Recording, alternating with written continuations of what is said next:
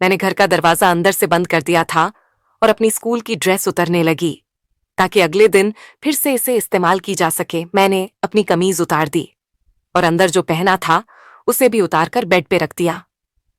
तभी मुझे पीछे से किसी ने दबोच लिया तो डर के कारण मेरी चीख ही निकल जाती, लेकिन तभी मेरी आवाज मुंह दबोचने वाले की हथेली में ही घुट कर रह गई थी। मुझे दबोचने वाला मेरे कान में धीरे से बोला, चीखना मत साली जी, मैं तुम्हारा जीजा जी हो, चीला होगी तो मेरी बदनामी हो जाएगी और मेरे मुंह पर से अपनी हथेली हड़ताली दोस्तों बने रहिए और एक नई कहानी के साथ। तो दोस्तों, अभी तक हमारा चैनल में सब्सक्राइब नहीं किया है तो जल्दी से सब्सक्राइब कर लो, क्योंकि ऐसा मजेदार कहानी डेली आते रहेंगे। दोस्तों, मेरा नाम मीरा है और मेरी उम्र 18 साल है। मैं कक्षा 12वीं की छात्रा थी। अभी 4 साल पहले ही मेरी बड़ी बहन का विवाह हुआ और वह अपने पति के साथ अपनी ससुराल में मजे से रह रही है। मेरे जीजा की मुंबई में कपड़े की दुकान है। घर में हम 2 ही बहनें हैं।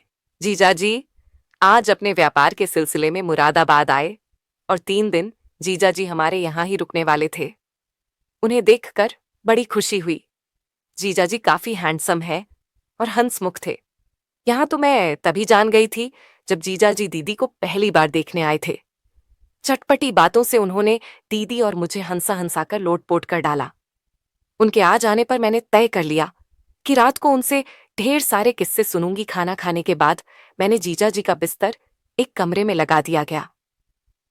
मैं उनकी हंसी भरी कहानी सुनने के लिए उनके कमरे में आ गई। तब वह एक गाना सुन रहे थे। मुझे छेड़ने के लिए उन्होंने सही गाना चुना था। फिर मैं जाकर उनके पास बिस्तर पर बैठ गई थी। खाना खत्म होने के बाद वह मुझे किसी की कहानी सुनाने लगे। पहला किस्सा ही कुछ इस प्रकार था कि मैं शर्म से मारे पानी पानी हो गई।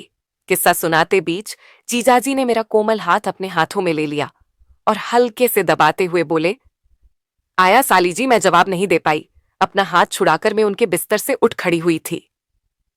मुझे नींद आ रही है, मैंने बहाना बनाया। कहाँ चली, यहीं सो जाओ। जीजाजी ने मेरी कलाई पकड़ ली और एक झटके से मुझे खींच लिया था। तो मुझे छूकर जीजाजी ने बिना मौका गनवाए मेरे होठों पर होंठ रखकर चूम ली। मेरे सारे शरीर में जैसे बिजली, जैसे करंट प्रवाहित हो गया। शर्म और घबराहट में मैं खुद को जीजाजी से दूर की और भागकर अपने कमरे में गई। जीजाजी की इस हरकत पर मैं हक्की बक्की रह गई थी। मेरा भी दिल जोर जोर से धड़कने लगा था और मेरे हाथ पांव थिरकने लगे थे, जैसे मैं बस के पानी में नहाकर आई थी। उस रात में सो नहीं पाई। सारी रात करवटें बदलती रहीं। दूसरी सुबह स्कूल चली गई थी। मेरा सामना जीजाजी से नहीं हुआ और न ही मैं उनका सामना किया था। दोपहर को मैं स्कूल से लौटी तो मां घर पर नहीं थी। मुझे याद आया आज 3 तारीख थी और 1 तारीख को पिताजी को सैलरी मिलती थी।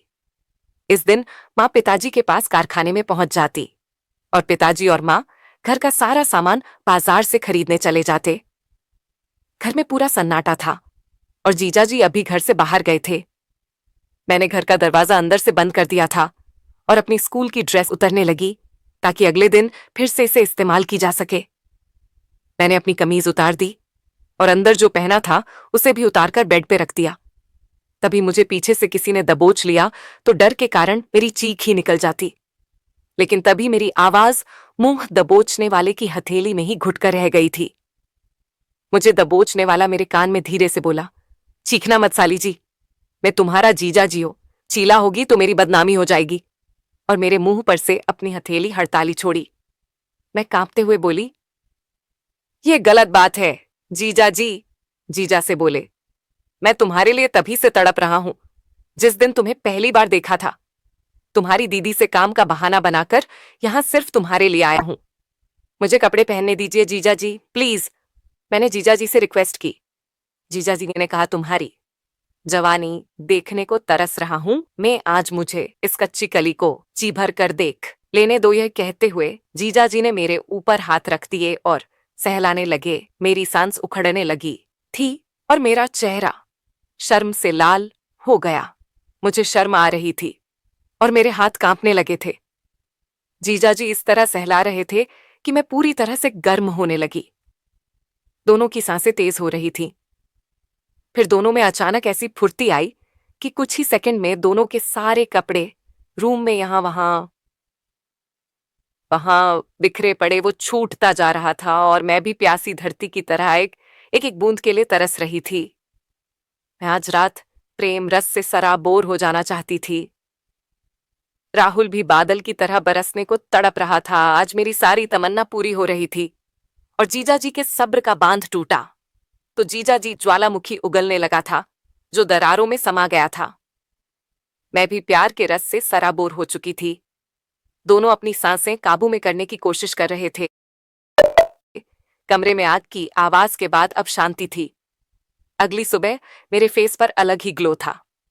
उसके बाद मेरा जीजा जी को देखने का और बात करने का नजरिया बिल्कुल ही बदल गया। अगले 5 दिनों तक मैंने जीजा जी के साथ खूब मस्ती मजे किए। उसके बाद जब भी जीजा जी को मौका मिलता वह बहाना बना कर हमारे घर आ जाते और मेरे साथ हंसी मजाक करते थे। तो दोस्तों, ऐसे ही और भी इंटरेस्टिंग कहानियां सुनने के लिए हमारे चैनल को अभी सब्सक्राइब करो और वीडियो को लाइक करना मत भूलना। धन्यवाद।